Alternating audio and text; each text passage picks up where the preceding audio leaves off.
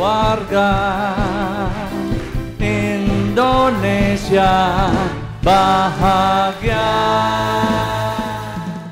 Saya berada di Melbourne, Australia, dan dari kota ini menyampaikan inspirasi untuk keluarga Indonesia bahagia. Selamat berjumpa dalam program inspirasi serial perjodohan. Nah, tema kita kali ini adalah tidak ada jodoh.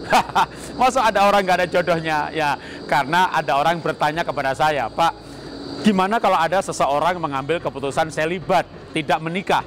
Berarti kan ada orang lain nanti yang tidak akan dapat jodohnya.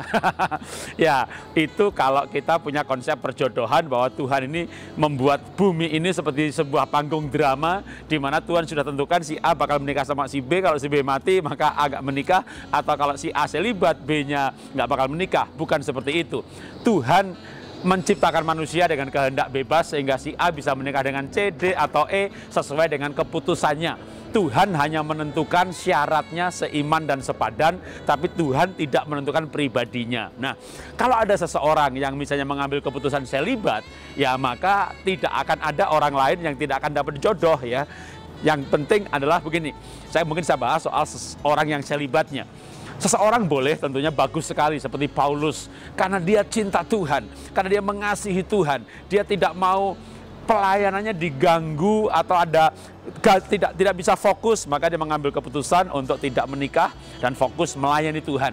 Itu adalah tidak punya jodoh karena memang mengambil keputusan untuk tidak menikah dengan alasan yang ilahi, yaitu demi Tuhan.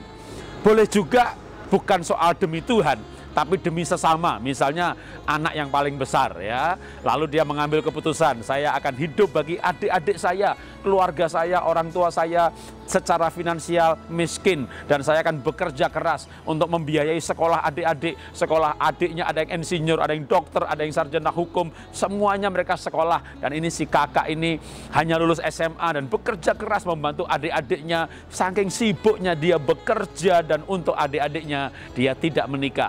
Itu saya katakan baik ya, itu tidak salah. Demi ya sesuatu yang membuat orang lain hidup lebih baik, atau demi pelayanan membuat orang lain masuk surga, itu adalah alasan tidak menikah yang menurut saya itu luar biasa.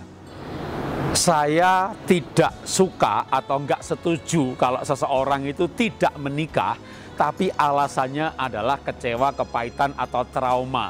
Jadi setelah pacaran sekali, 2 kali, 3 kali, 4 kali putus, atau 1 kali putus tapi putusnya mengenaskan, sudah persiapan, sudah tunangan, bahkan undangan sudah beredar, hotel sudah dibook, tinggal kurang beberapa hari putus gitu ya. Saya kemarin baru mendengar orang tinggal 2 hari putus. Nah, itu mungkin akan menjadi peristiwa yang sangat traumatis. Lalu berkata, aku tidak mau menikah.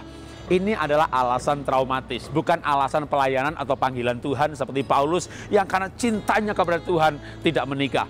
Kalau orang putus pacar, lalu putus lagi, lalu tidak menikah, itu artinya kecewa, kepahitan.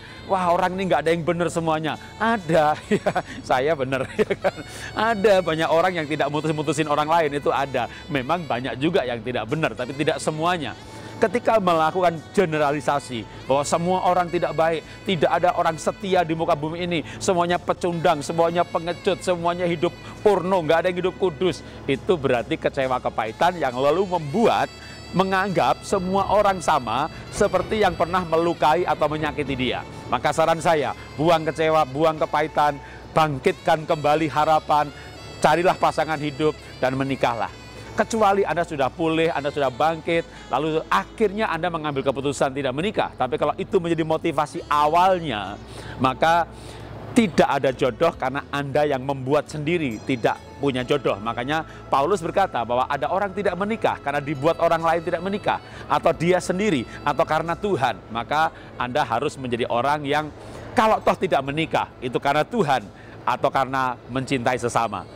Inilah inspirasi yang saya sampaikan dari Melbourne, Australia untuk keluarga Indonesia bahagia. Salam dahsyat luar biasa. Keluarga Indonesia bahagia.